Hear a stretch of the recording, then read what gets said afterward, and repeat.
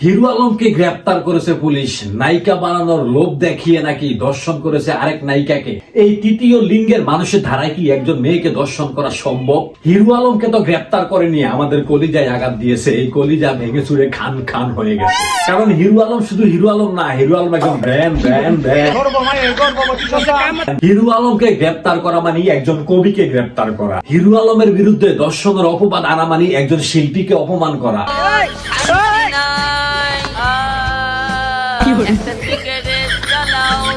এত প্রতিভাবান একজন মানুষকে এভাবে গ্রেপ্তার করে তার পিছন দিয়া ডিম দিলে এটা একেবারেই একলিস্ট এই সময়টায় হিরো আলমকে গ্রেপ্তার করা একেবারে উচিত হয়নি। কারণ একজন প্রেগনেন্ট মহিলা, আর কিছুদিন পরে তিনি মা হবেন। এই সময় যদি তাকে গ্রেপ্তার করা হয় তাহলে সেটা তার জন্য একেবারে অশুভনীয়। তারপরেও আমরা জানতে চাই কেন হিরো আলম আপুকে গ্রেপ্তার করা হলো। তো পরশুদিন আমাদের সদর থানায় আমরা হিরো আলমের বিরুদ্ধে একটি ওয়ারেন্ট পাই, যেটি হচ্ছে আমাদের নারী শিশু ট্রাইব্যুনাল 1 বগুড়া থেকে একটি ওয়ারেন্ট আমাদের সদর থানায় আসে। এরই প্রেক্ষিতে আমরা আসলে আজকে জানতে পারি যে হিরো আলম তিনি আসলে বগুড়ায় এসেছেন। আমরা এই তথ্য পাওয়ার পরপরই আমরা বিভিন্ন ভাবে তাকে খুঁজতে থাকি এবং এক পর্যায়ে আমরা জানতে পারি তিনি আসলে ঢাকায় চলে যাচ্ছেন। তাকে মোবাইল তথ্য প্রযুক্তির সাহায্যে তার অবস্থান শনাক্ত করি এবং আমরা সদর থানার যে টিম, আমি নিজে সহ সদর থানার টিম সহ আমরা তাকে ধাওয়া করে আমরা শাহজাহানপুর থানার সামনে থেকে হাইওয়েতে ব্যারিকেড দিয়ে আমরা তার গাড়িটাকে আটক করি এবং তাকে গ্রেপ্তার করি। আর আমরা প্রাথমিকভাবে যেটুকু জেনেছি, এই মামলাটি গত 1 বছর আগে এটি বগুড়ায়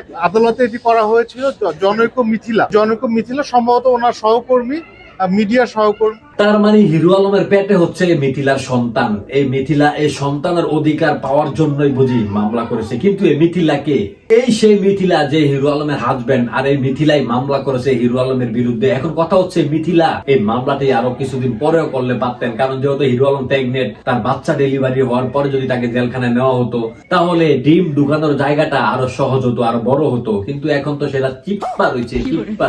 হিরো আলম হচ্ছে গর্ভবতী বাবার গর্ভবতী সন্তান, আর এই গর্ভবতী সন্তানকে নিয়ে আমরা গর্ব করব সারা জীবন।